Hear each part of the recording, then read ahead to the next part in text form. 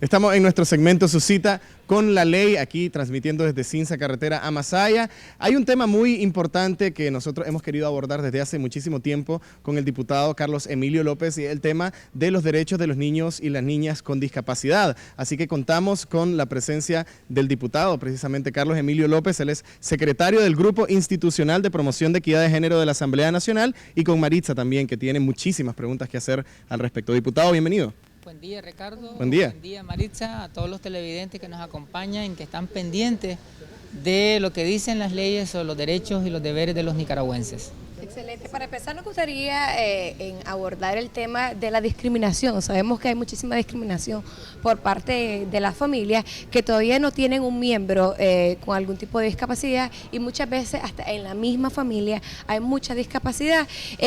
Legalmente, o más que legalmente, ¿cómo es que se tiene que manejar este tipo de situaciones que no solamente pasan en el hogar, sino en diferentes entidades? En el colegio, fuera, en las instituciones laborales, en muchos lugares. Fuera de la casa. Los derechos de la niñez con discapacidad están contenidos en un conjunto de normas jurídicas. En primer lugar, en la Constitución Política de la República, en la Convención sobre los Derechos del Niño, en el Código de la Niñez y la Adolescencia, en el Código de Familia, en la Ley de Derechos de las Personas con Discapacidad y en el programa Todos con Voz, que es un programa emblemático de nuestro gobierno. ¿En qué consiste ese programa de Todos con Voz? En las distintas normas jurídicas que estoy mencionando y en este programa se establece que todos los derechos son para todos los niños y las niñas, que todos los derechos se deben de cumplir, aplicar sin discriminación alguna.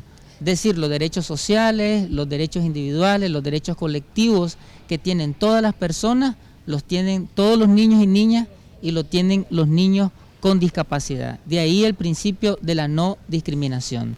No se puede subvalorar, minimizar, apartar, cosificar, menguar las capacidades, las habilidades que tienen los niños y niñas con discapacidad, independientemente de su discapacidad, ya sea física, sea psicosocial, sea sensorial, sea una discapacidad múltiple. Es decir, un niño síndrome de Down, un niño con una lesión, con una parálisis cerebral infantil, un niño que tenga una limitación para poder desplazarse, para poder caminar, un niño no vidente, un niño no oyente, un niño con problemas para verbalizar.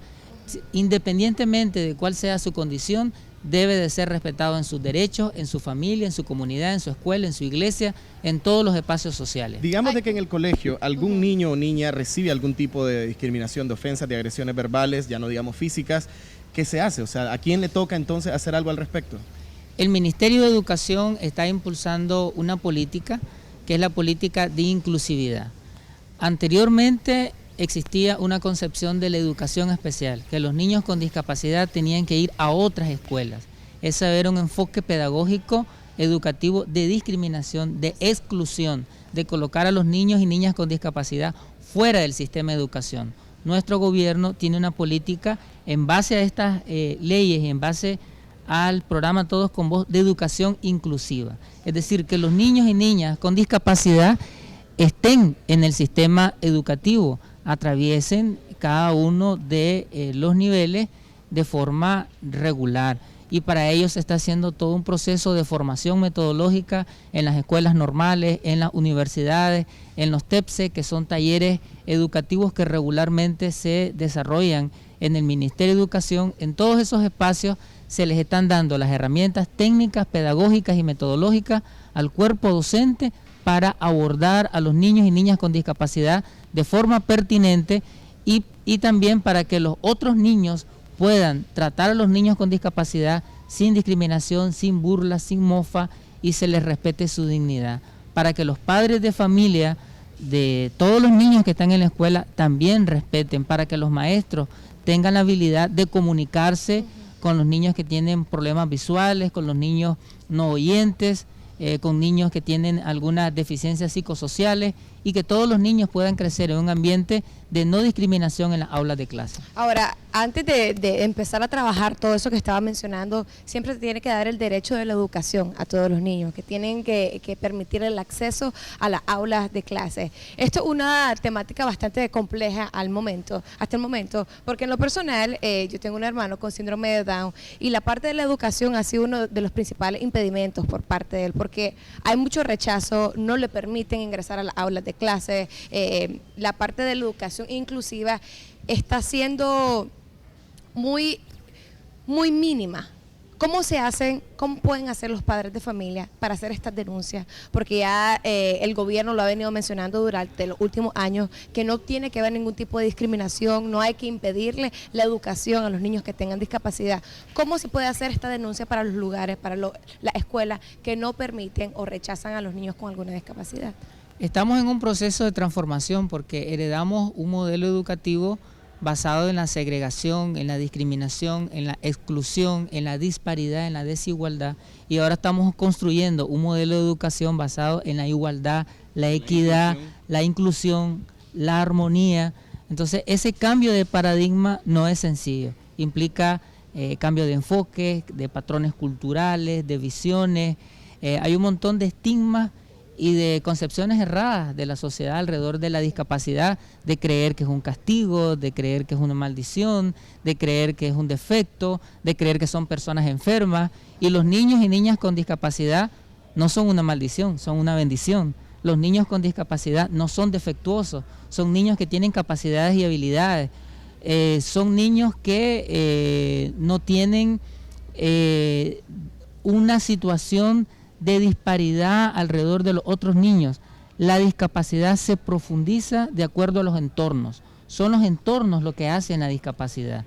Entonces estamos trabajando, familia, comunidad, gobierno, instituciones, comunidad, iglesia, para ir cambiando esos paradigmas y que los niños y niñas con discapacidad puedan ser recepcionados en todas las escuelas, puedan ser atendidos, puedan ser tratados con cariño e ir gradualmente pasando de un nivel a otro. Yo quería preguntarle precisamente sobre el entorno. ¿Qué hay de la accesibilidad? O sea, ¿cómo estamos nosotros trabajando para garantizarles a todos y a todas accesibilidad? Pues no solo a las personas que tienen alguna discapacidad motora, sino cualquier otro tipo de discapacidad, que yo sé que es un tema bastante complejo. Hablamos anteriormente del derecho a una educación, a una educación gratuita, de calidad, pertinente, incluyente. Ahora con tu pregunta estaríamos hablando del derecho a la movilidad, del derecho al desplazamiento. Los niños y niñas con discapacidad tienen ese derecho y las leyes que he mencionado lo establecen. Y eso implica eliminar todas las barreras arquitectónicas, eliminar tanto las barreras ideológicas, las barreras sociales, pero también las barreras arquitectónicas que tienen que ver con infraestructura, con transporte, y existen unas normas universales de accesibilidad que Nicaragua la ha nacionalizado.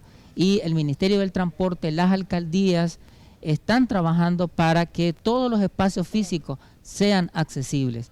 Y también hay espacios de concertación en donde participan las personas con discapacidad. Hay un gabinete de las personas con discapacidad que está integrado por FECONORI y por todas las organizaciones de personas con discapacidad para ir rompiendo todas esas limitaciones que impiden el acceso a las personas con discapacidad a la escuela, al teatro, a los espacios públicos, a los parques, a los mercados, a todas las instalaciones de los servicios del Estado para que puedan desplazarse con comodidad, con accesibilidad. A mí me gustaría abordar otro tema referente a las madres de familia o a los padres de familia. Por lo general, en Nicaragua, la mayoría de los niños con discapacidad, sus madres deciden enfocarse 100% para ayudar en el desarrollo.